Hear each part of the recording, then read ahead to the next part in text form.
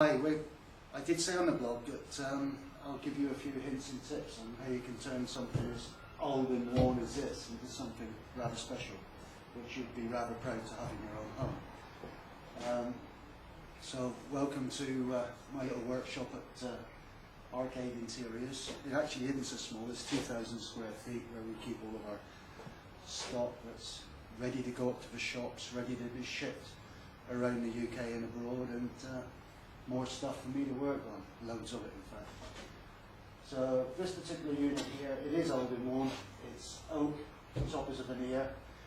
The doors and drawers are all jammed and sticky, they don't actually close properly, so we've got a lot of stuff to work on, but there's so much detail here, it lends itself to be painted and aged.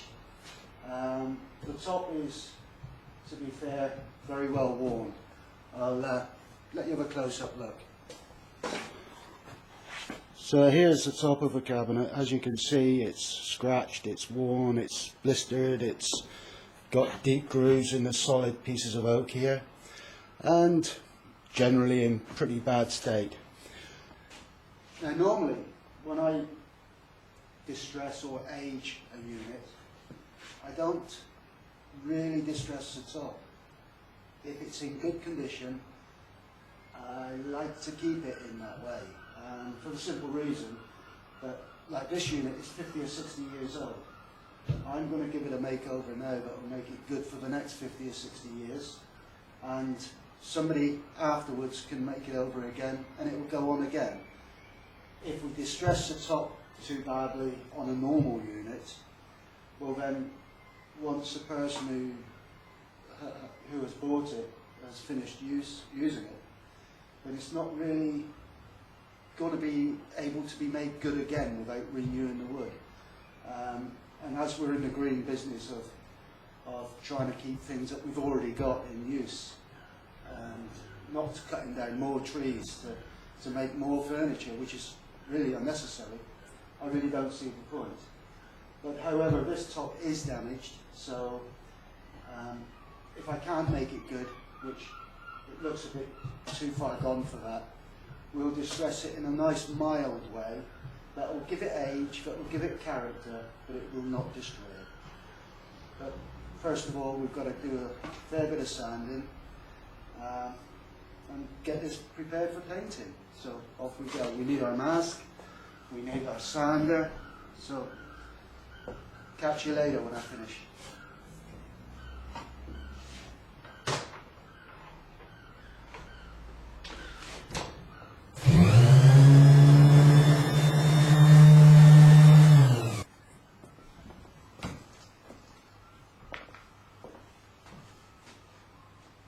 Right, the top is now sanded, and I'll leave it basically at that for the time being. I'll get the unit stripped, ready for painting. I've just sort of had a look around the workshop and found a top that fits it quite nicely. So we're going to add a plate rack to it. I think it's going to look quite a nice unit. About the top, it's got a few scratches, a few cuts, a few digs. So I will be adding a little bit more to that distress. I don't normally, as I previously said, but there's enough in this for me to say, well, you know, it'll do. The veneer is raised, so what I'm going to do, this piece here at the front, I'm going to actually take the painting right up to the raised piece of veneer, all the way around. The veneer then will stay as it is. I'll darken it slightly, I'll make all the imperfections stand out a little bit more, and then we'll finish it off with a glaze or an oil of some sort. Right, all that's left now is for me to prepare it, take all the drawers, the hinges, everything off, all the doors, fix the doors first, get it painted. So when I've done that part, I'm ready for painting. We'll switch the camera back on and we'll show you how we do that.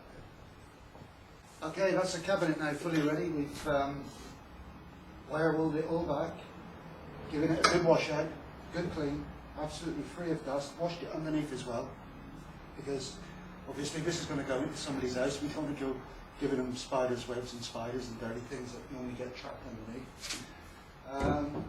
From point of note, we've cleaned out everything, absolutely perfectly clean. That will take paint, that will come up as we expect it to.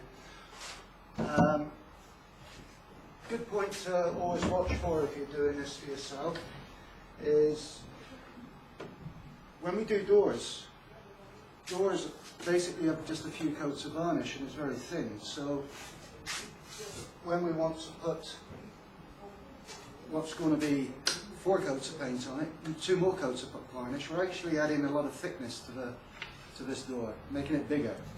So when we sand it back, we actually take a good bit off. Alright, now then, we're ready to go painting. Let me explain a little bit of what we're going to do here. We're going to primer it, undercoat it in quite a dark colour. And it's quite a garish colour, it's pink. And the reason being, the colour that's going on it is much lighter. It's Farrell & Ball Archive.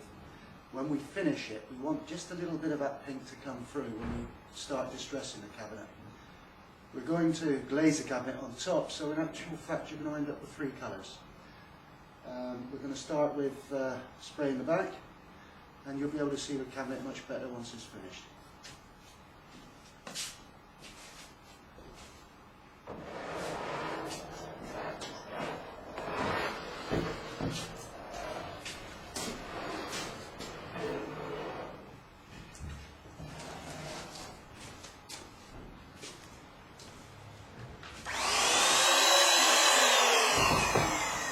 Of course, you spray, put your mask on.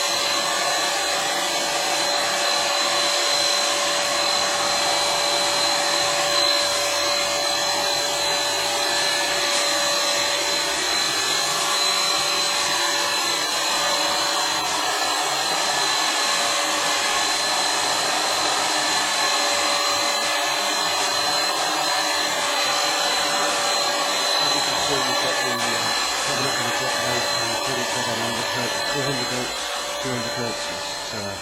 It's 2 top coats, but we did say we're going to age it and distress it. So hopefully I'll be able to show you the doors fairly close up, and we'll work on the doors. See how we can do here.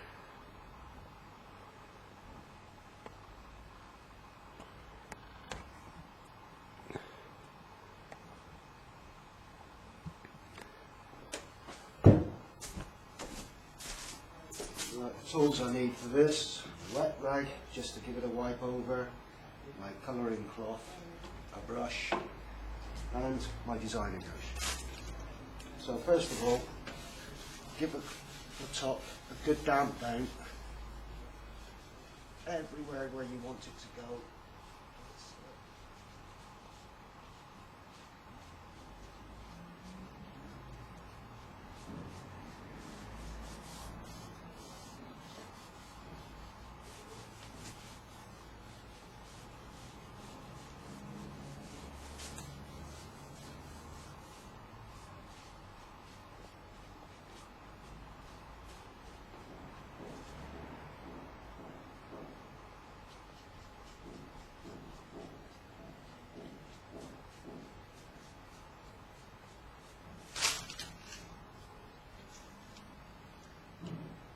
Now using a good dry brush,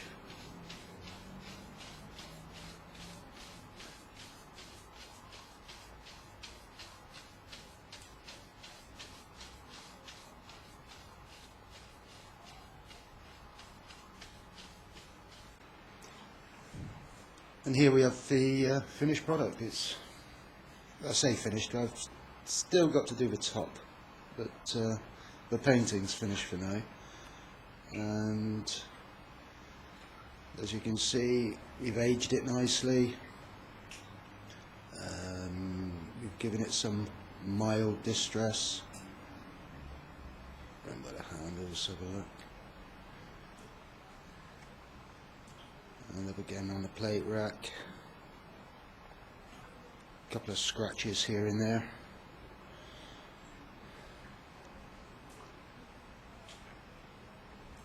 So from one tired oak cabinet to something with a new list.